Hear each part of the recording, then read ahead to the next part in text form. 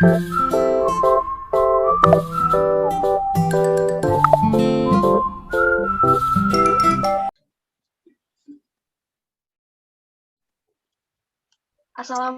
warahmatullahi wabarakatuh. Perkenalkan, kami dari kelompok 2. Di sini kami akan mempresentasikan sedikit mengenai eksistensi mazhab fikih pada zaman kontemporer sekarang. Nah, pada pertemuan hari ini kita akan melakukan diskusi. Sebelumnya, perkenalkan, saya Fadila Tusania dari Pendidikan Luar Sekolah, dan rekan saya Habib Nur Azizah. Silakan memperkenalkan diri. Assalamualaikum warahmatullahi wabarakatuh. Perkenalkan, nama saya Bimbing Aziza dari Prodi Administrasi Pendidikan. Selanjutnya, Felisa. Assalamualaikum warahmatullahi wabarakatuh. Perkenalkan, saya Felisa Dwi Mubarika dari Prodi Administrasi Pendidikan. Oke, selanjutnya Armeta, silakan. Perkenalkan, saya Elo Armita Safira dari jurusan Administrasi Pendidikan. Dan yang terakhir, silakan Gusti. Perkenalkan, saya Gusti Puspita Ningrum dari Administrasi Pendidikan. Baik. Di sini kita akan mendiskusikan sedikit mengenai tema kita, yaitu eksistensi mazhab fikih pada zaman kontemporer sekarang. Nah, ada beberapa rumusan masalah yang akan kita bahas pada pertemuan kali ini. Yang pertama, yaitu definisi mazhab fikih. Nah, saya mau bertanya kepada Azizah, kepada Gusti, menurut kamu, definisi mazhab fikih itu gimana? Menurut bahasa, mazhab lafaz masdar atau kata sifat dan isim makan atau kata yang menunjukkan tempat yang diambil dari fi'il madi atau zahaba yang berarti pergi. Bisa juga berarti al-rayu yang artinya pendapat. Baik. Nah, dari yang kamu resum kemarin, mungkin ada beberapa kendala yang kamu, ketika kamu meresum, mungkin ada kendala apa, Gusti? Nggak ada, cuman yang bagian sejarah, nggak ada yang aku resum, soalnya itu sudah poin-poinnya semua. Baik, berarti sudah ketemu poin-poinnya ya, jadi lebih mudah dalam resum.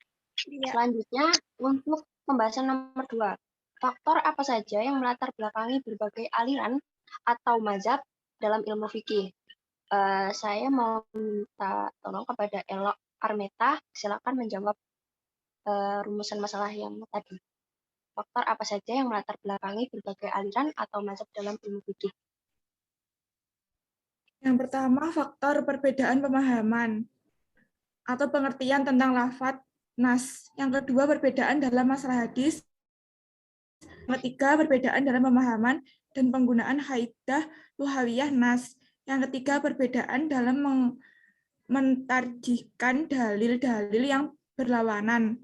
Yang keempat, perbedaan tentang hias. Yang kelima, perbedaan dalam penggunaan dalil-dalil hukum. Yang keenam, perbedaan dalam pemahaman ilat hukum. Yang ketujuh, perbedaan dalam masalah naskah. Itu, Fat. Oh ya, jadi ada 7 ya? Ya. Nah, kemarin ketika kamu resum, kira-kira ada kendala apa enggak? Belum ada sih. Oke. Untuk pembahasan di sini ada mazhab sempat mengalami kemunduran pada abad ke-10 hingga 13 Hijriah. Kemudian bangkit lagi pada abad ke-14 hingga sekarang. Lalu, bagaimana kronologi secara singkat mengenai periode kebangkitan mazhab pada abad ke-14 hingga sekarang? Menurut Talisa, menurut kamu gimana? Pada periode ini, mazhab mengalami kebangkitan kembali, dimulai dengan munculnya para ulama dengan kitab-kitabnya yang terkenal seperti Syekh Wahab Zuhali, Syekh Muhammad bin Soleh Al-Utsaimin, Syekh Yusuf Al-Qardawi, Syekh Ali Jum'ah, dan lain-lain. Ada yang masih mengikuti dan selaras dengan metodologi para imam mazhab yang keempat. Ada pula yang mulai berusaha keluar dari metodologi para ulama terdahulu karena pertimbangan zaman. Baik. Felisa, kamu kira-kira ada kendala apa nggak kemarin pas resum? Kendalanya pas bagian materi mazhab pada zaman sahabat Rasulullah. Itu teksnya panjang sih. Jadi susah diresum. Terus banyak nama-nama kayak guru dan pengajar itu kan susah ya ditulisnya, diketiknya. Jadi kendalanya cuma itu. Tapi udah selesai kan ya? Udah, alhamdulillah. Oke.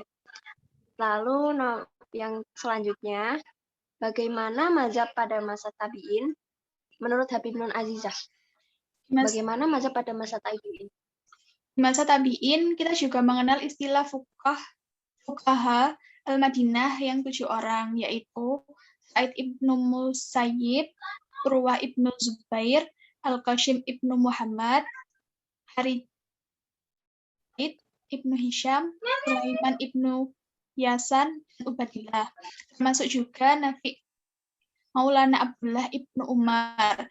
Di kota Kufah, kita mengenal ada Alqamah ibnu Mas'ud, Ibrahim An-Naqi, guru Al-Imam Abu Hanifah. Sedangkan di kota Basrah ada Al-Hasan Al-Basri dan Imam Sufyan Al-Surai. Jika wanita hamil karena berzina, para ulama di kalangan tabi'in berbeda pendapat. Imam Sufyan Al-Sauri dan sebagian tabi'in berpendapat bahwa tidak ada iddah bagi wanita hamil karena berzina. Karena iddah untuk menjaga nasab, sedangkan berzina tidak menjaga nasab. Yang kedua, menurut Imam Hasan Al-Basri dan Imam Hasan Al-Basri, Ibrahim Al-Nakai, dan sebagai tabi'in lainnya berpendapat bahwa wanita hamil karena berzina tetap ada iddahnya, karena itu karena ibarat atau membersihkan rahim.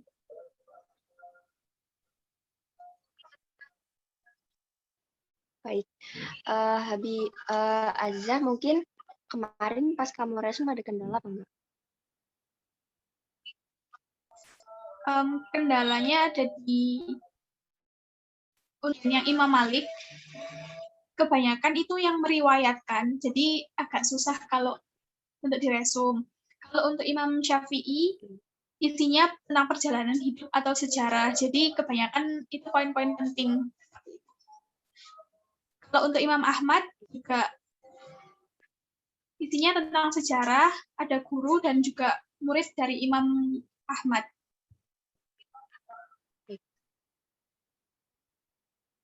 Lalu kemarin aku kan juga dapat itu resum juga ya, di situ dalamnya ada tentang mazhab Hambali. Nah, di mazhab Hambali itu adalah mazhab fikih dalam Islam yang dikemukakan dan dikembangkan oleh Imam Ahmad bin Hambal atau Imam Hambali. Nah, Ahmad bin Hambal adalah seorang ahli hadis dan teologi Islam. Kalau untuk kendala, kemarin nggak ada kendala sih. Mungkin karena ya banyak, tapi alhamdulillah juga udah menemukan poin-poinnya, jadi aku nggak kesusahan dalam meresum.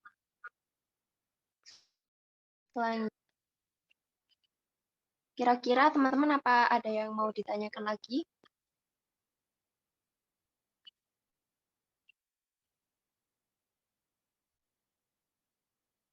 Sepertinya udah enggak ya, kita udah tuntas. Kalau begitu kita izin undur diri. Sekian dari kami.